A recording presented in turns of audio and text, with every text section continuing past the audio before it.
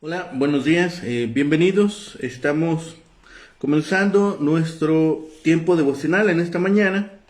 El día de hoy estaremos revisando del capítulo 8 del libro del profeta Isaías, del versículo 1 al 11, para nuestro tiempo devocional que hemos titulado El Libertador Venidero. El Libertador Venidero. Vamos a hacer la lectura de nuestra porción. Recuerden que estamos leyendo en la Nueva Traducción Viviente para nuestro tiempo devocional. Dice la palabra de Dios: Luego el Señor me dijo: haz un letrero grande y escribe con claridad el siguiente nombre: Maher Shalal Hash-Baz. Les pedí al sacerdote Urías y a Zacarías, hijo de Jeberequías, ambos conocidos como hombres honrados, que fueran testigos de lo que yo hacía. Después me acosté con mi esposa y ella quedó embarazada y dio a luz un hijo. Y el Señor me dijo: ponle por nombre Maher Shalal Hash-Baz, pues antes de que este hijo tenga edad suficiente para decir papá o mamá, el rey de Asiria se llevará la abundancia de Damasco y las riquezas de Samaria. Entonces el Señor volvió a hablar conmigo y me dijo: mi cuidado del pueblo de Judá es como el delicado fluir de las aguas de Siloé, pero ellos lo han rechazado. Se alegran por lo que le sucederá al rey Resín y al rey Peca. Por tanto, el Señor los arrollará con una poderosa inundación del río Éufrates. El rey de Asiria con toda su gloria. La inundación desbordará todos los canales y cubrirá a Judá hasta la barbilla, extenderá sus alas y sumergirá a su tierra de un extremo al otro, oh Emmanuel. Reúnanse naciones y llénense de terror. Escuchen todas ustedes tierras lejanas, prepárense para la batalla, pero serán aplastadas. Sí, prepárense para la batalla, pero serán aplastadas. Convoquen a sus asambleas de guerra, pero no les servirá de nada. Desarrollen sus estrategias, pero no tendrán éxito, porque Dios está con nosotros. El Señor me dio una firme advertencia de no pensar como todos los demás.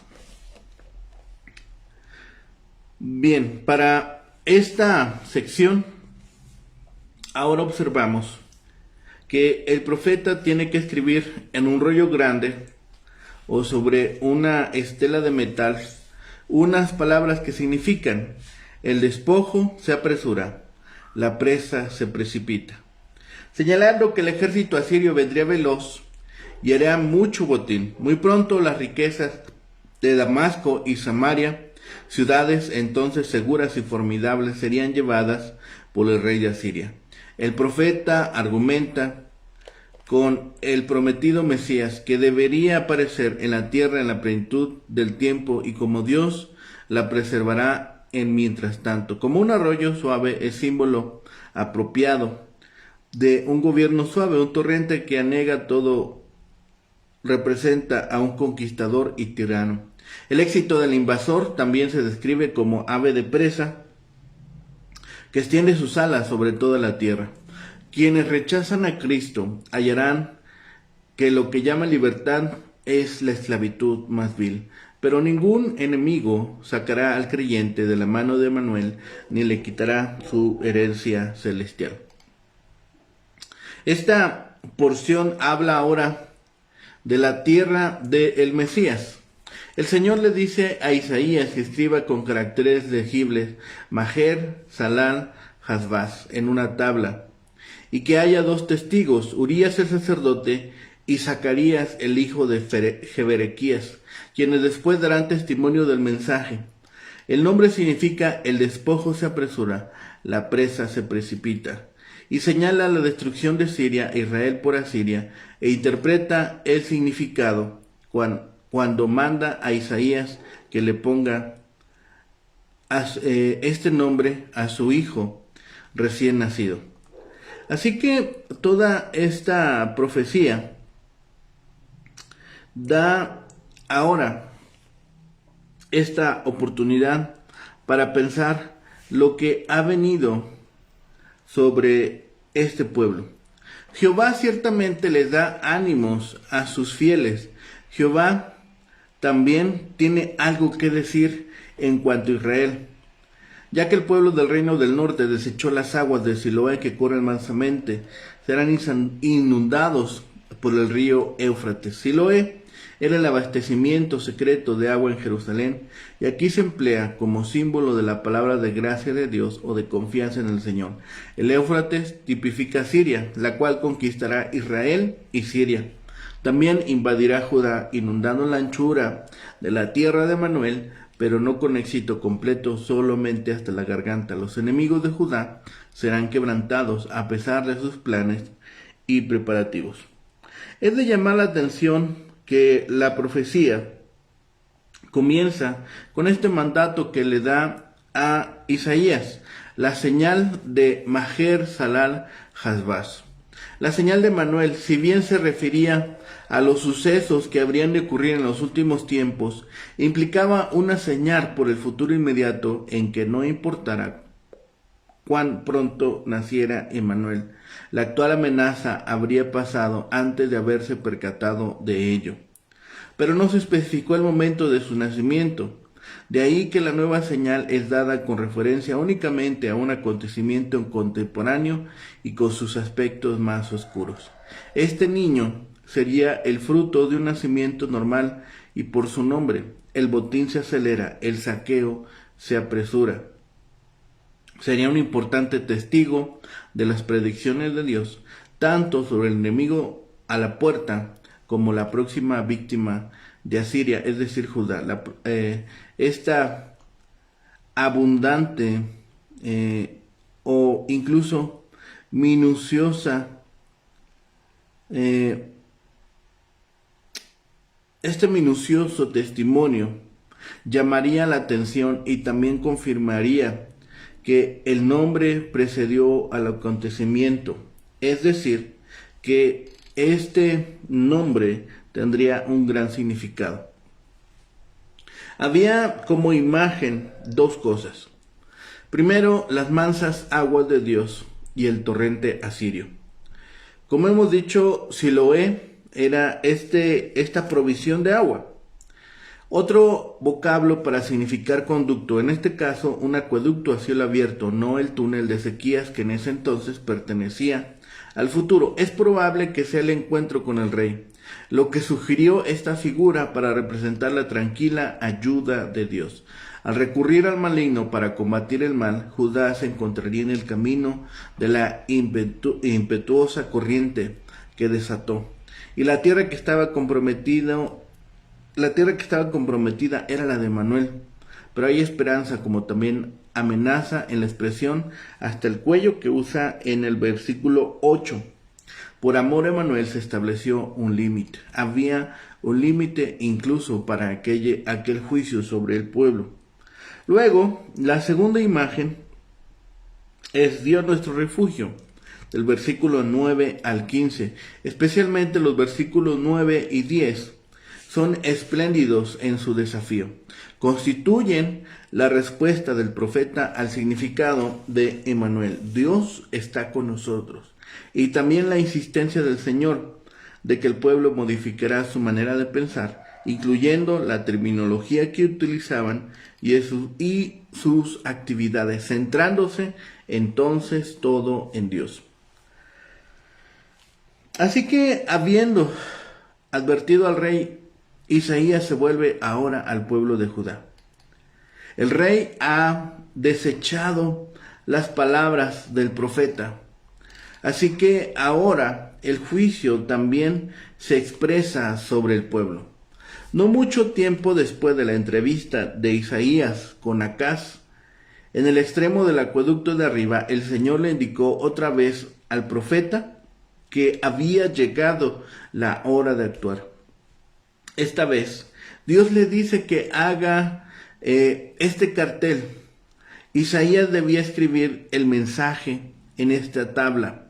El mensaje significaba rápido para el botín, pronto para el saqueo, Maher Salal Hasbaz. Isaías escribió este mensaje en tamaño bastante grande como para que la gente lo pudiera ver a distancia, con letras fáciles de ver, cuyo probable significado nuestro español diría con caracteres legibles. Una vez mostrado al público, resultó ser un acertijo en Jerusalén. ¿Significaba que Peca y Resín iban a tener éxito y que iban a saquear la ciudad? ¿Sería Dios que iba a desatar la destrucción sobre su pueblo? ¿O quería decir que Asiria, Egipto o quizá otro ejército extranjero vendría? Isaías, por supuesto, le dijo a Acaz que Damasco y Efraín iban a ser destruidas y que el rey de Asiria llegaría. La última parte del versículo 7 había advertido sobre la destrucción que iba a venir a manos de los asirios. Pero la gente común de Jerusalén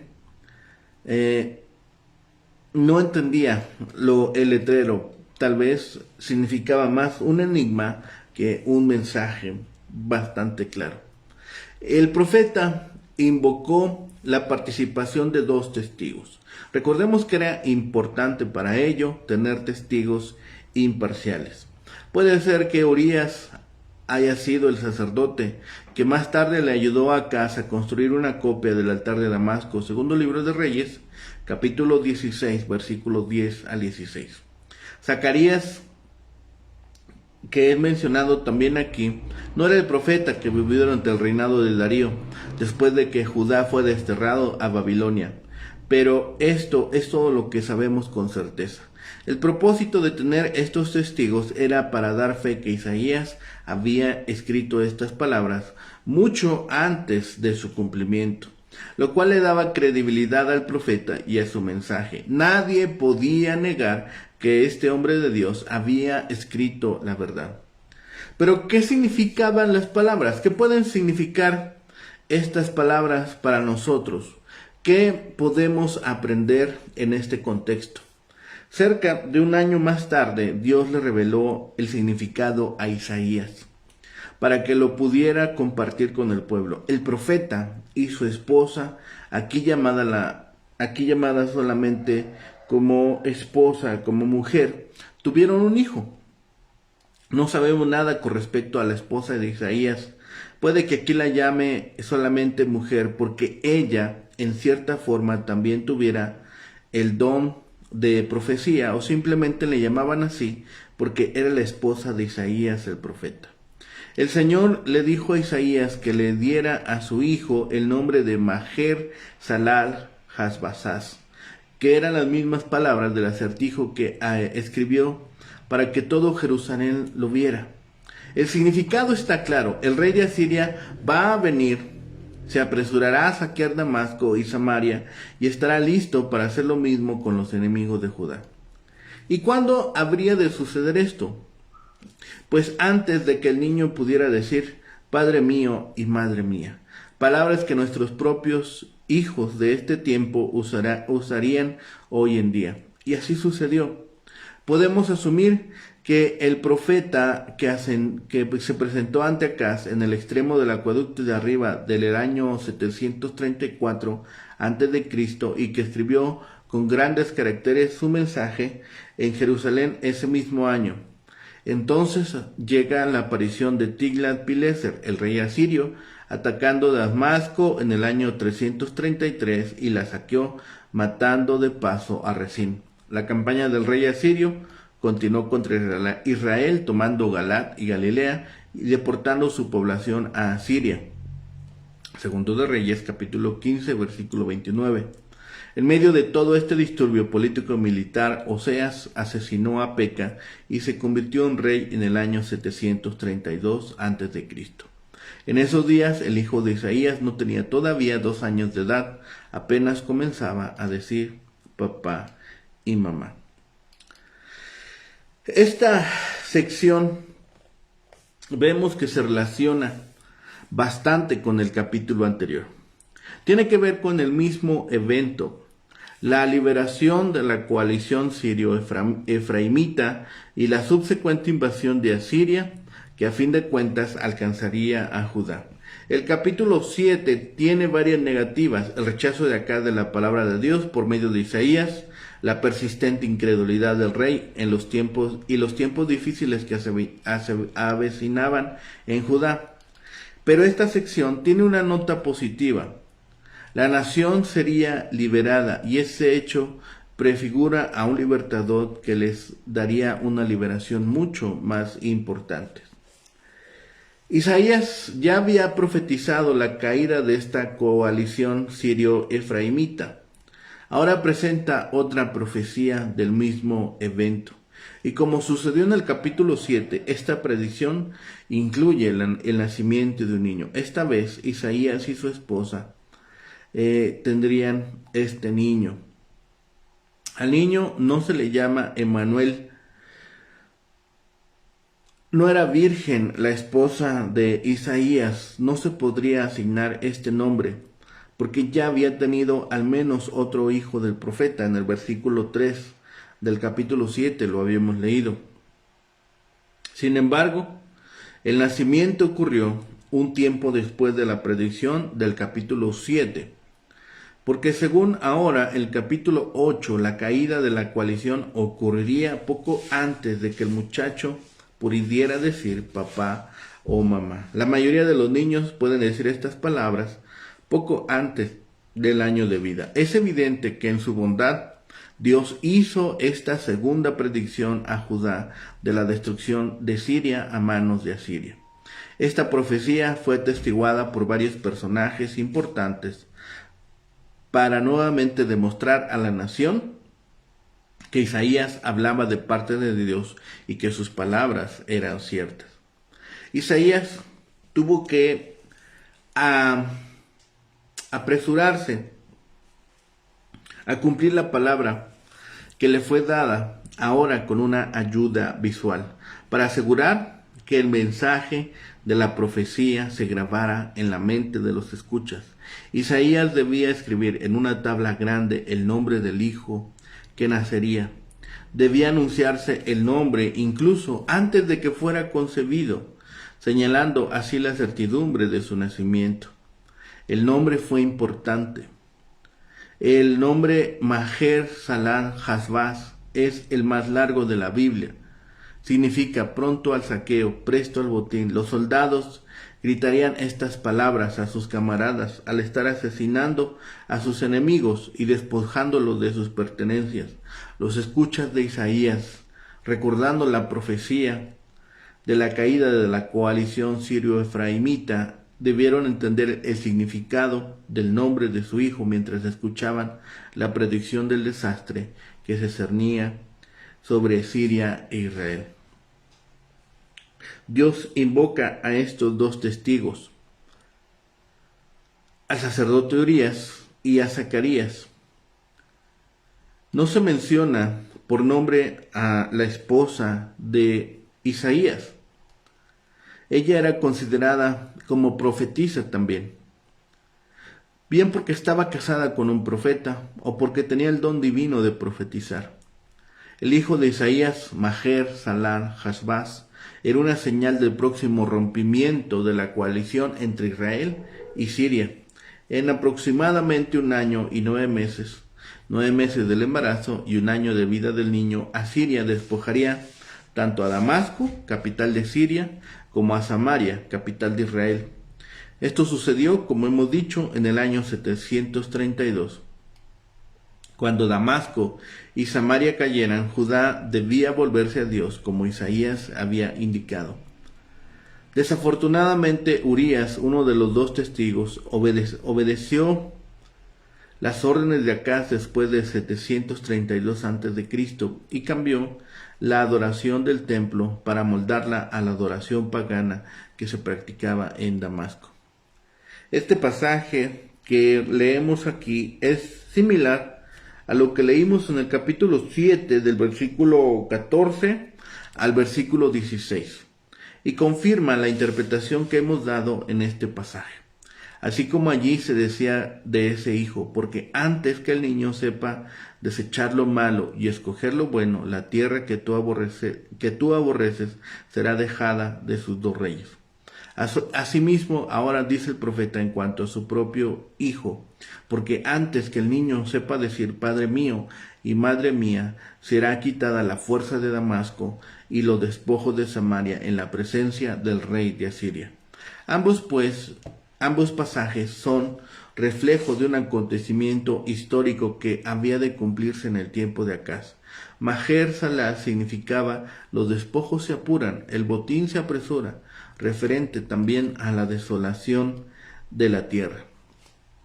Finalmente, el hijo de Isaías, Maher Salah Hashbaz, es extraordinario que naciera este niño en este tiempo, con este nombre simbólico asignado de parte de Dios, además de aquel que había de llamarse Emmanuel. Maher Salah Hashbaz habla de los juicios que habrían de caer repentinamente sobre Damasco, Samaria y el pueblo, que es muy diferente al nombre de Manuel, Dios con nosotros. Isaías ya tenía un hijo, Sear-Jasub, un resto volverá, y a no ser que supongamos que su primera esposa había muerto y que volvió a casarse con una doncella precisamente en esta época, no es posible que la profetisa de la que se habla en el versículo 2 sea la alma del versículo 14 del capítulo 7. Isaías y sus hijos son señales y presagios en Israel, pero los nombres simbólicos recuerdan al pueblo dos hechos: que los juicios de Dios les alcanzarían por medio de los avatares de las guerras, y sin embargo que Dios conservará un resto fiel que volverá. El hecho de la concepción de Maher Salah Hashbaz se certifica por 12 sesudos varones que sabían de la unión matrimonial y del nacimiento a su debido tiempo del hijo. No hay nada milagroso aquí, pero el nacimiento del niño había de constituir un mensaje permanente para el pueblo. En primer lugar, los despojos serían aquellos que el rey de Asiria llevaría de las ciudades de Damasco a Samaria, pero seguramente el nombre profético encierra también el anuncio de las desolaciones de Judá ya descritas, pues se cumple antes de que el hijo de Isaías empiece a reconocer a su papá y a su mamá. Acaz debió sentirse vindicado cuando los asirios atacaron Damasco y Samaria. Su plan, así parecía, había salido tal como lo había querido cuando les había pedido ayuda a los asirios. En el momento en que Acaz escuchó el mensaje de Isaías, quizás todo lo que alcanzó a oír fue la destrucción de Rezín y del hijo de Remelías, nombre despectivo que el profeta usó para referirse a Peca. Eso era suficiente para Acaz, quien políticamente se sentía a salvo. Había evadido por el momento la amenaza de esos dos reinos al norte de él. Pero en todas estas dificultades, el rey judío no se había vuelto a Jehová en busca de ayuda. En lugar de eso, había acudido a un poderoso aliado político. Y aunque de momento se encontraba seguro, la historia aún no terminaba. Fue entonces cuando Dios envió a su mensajero para anunciar el próximo capítulo. En una vívida imagen verbal, el profeta describe lo que habría de acontecer. Por el momento, los ciudadanos de Jerusalén se regocijaban con la destrucción de Rezín y Peca. Estaban a salvo, pero su regocijo iba a ser pasajero. La ayuda que iban a recibir de Asiria se convertiría en un problema. Cuando los asirios aparecieron ante las puertas de Judá, tras exitosas campañas contra los enemigos de esta, no hubo nada que les impidiera destruirla. Acaz tomó parte de los tesoros del palacio real y del templo y se los entregó, lo que los satisfizo por un momento. Las palabras de Isaías constituyen una perfecta descripción de todos estos acontecimientos. El profeta hace un contraste entre estas dos corrientes de agua: Siloé, un riachuelo, y otras aguas de ríos impetuosos y abundantes. El río poderoso en el que depositaron su confianza se iba a volver contra Judá y no iban a ser capaces de controlarlo. Los incrédulos siempre despreciarán al Señor y a su palabra. Para ellos Él parece poco eficaz e importante. Pablo les recordó a los corintios que el mensaje de Dios, el Evangelio, es considerado como locura por los que se están perdiendo. Incluso en un mundo dominado por los poderes político, militar y económico, hasta los creyentes están tentados a no tomar en cuenta al Señor y a su palabra. Pero seamos sabios, aprendamos de estas palabras. Aprendamos que la destrucción se aproxima sobre aquel que no es fiel. La destrucción se aproxima sobre aquel que desecha las palabras de Dios. Esta decisión fue fatal para el pueblo de Dios. Escogieron lo nuevo y desconocido en lugar de lo conocido. Escogieron lo que parecía representar mayor fuerza militar. Escogieron con ojos humanos y no con percepción espiritual. Así que nosotros seamos sabios, seamos entendidos y lleguemos a sabiduría y discernimiento de qué es lo mejor para nosotros.